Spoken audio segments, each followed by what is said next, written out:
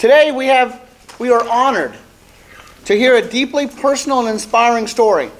Lauren Mendelsohn, Toastmaster, was born and raised in Winter Park, Maitland area, where she is surrounded by her entire family, uncles, aunts, grandparents, cousins, and more, all living within a 10-mile radius. She has a twin brother, Ryan, and a younger brother, Adam. Her parents have called this community home since 1972 and has been happily married for 29 years.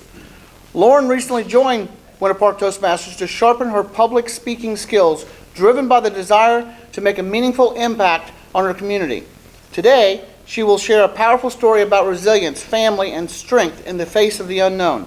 Let's welcome new Toastmaster Lauren Mendelsohn with her icebreaker entitled My Invisible Battles, Surviving Epilepsy. Nice.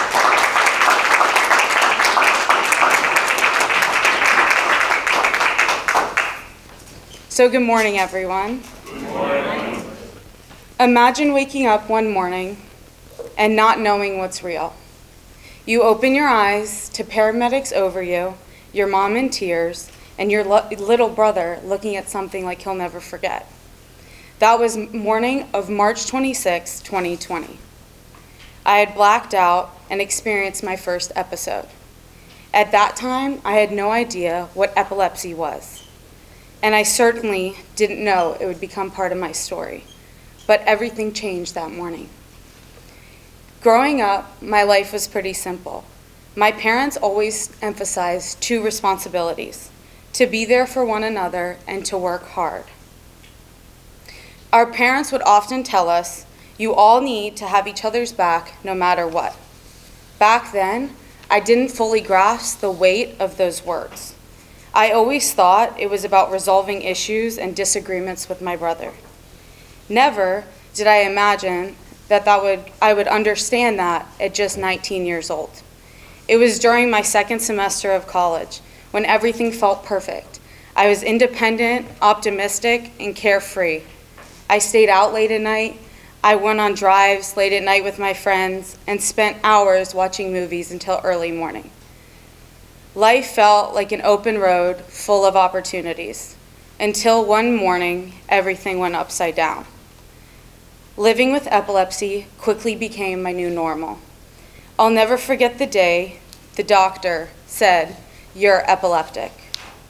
Everything stopped. It felt like a punch in the gut.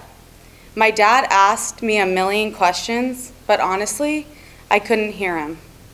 I was lost in the thought of, why me? This wasn't supposed to be part of my life, especially when the doctor gave me advice of sleep at least 8 hours a night and don't stress yourself out. As many of you probably are thinking right now, that's close to impossible. The unknown stressed me out enough.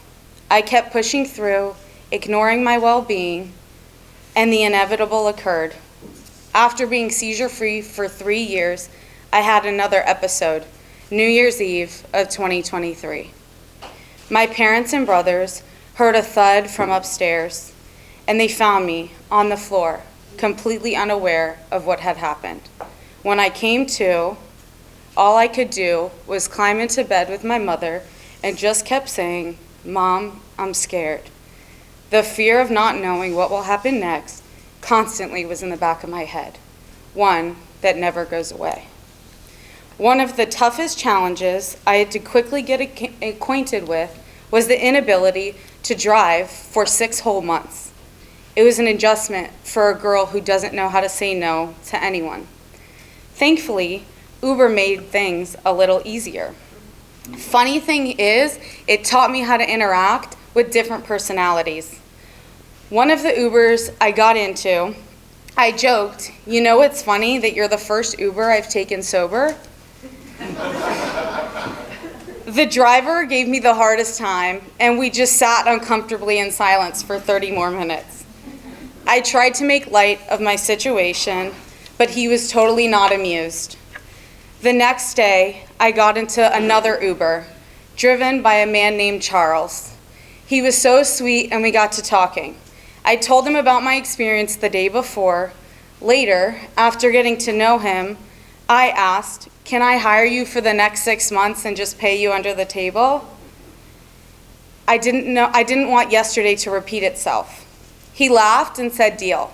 So now me and Charles are best buds. But through all of this, my parents' lesson of having each other's back never felt more real.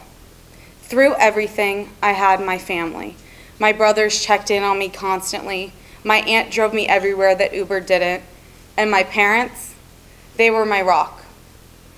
Always there, always supporting me, and always listening when I needed to talk.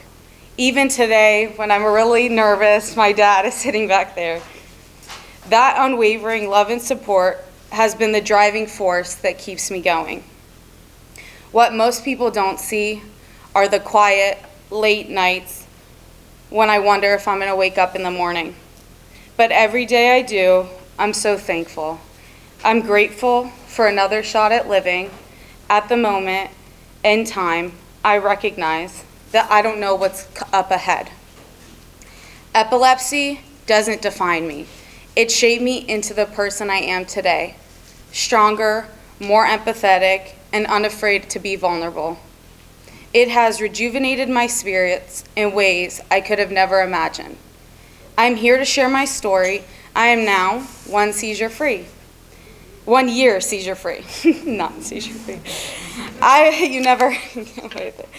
And I want to offer hope to other young men and women diagnosed later in life, as well to the caregivers who support us. People who are epileptic black out, so the caregivers are always worrying. We're okay. We are in this together. To anyone out there facing an invisible illness later in life, I see you.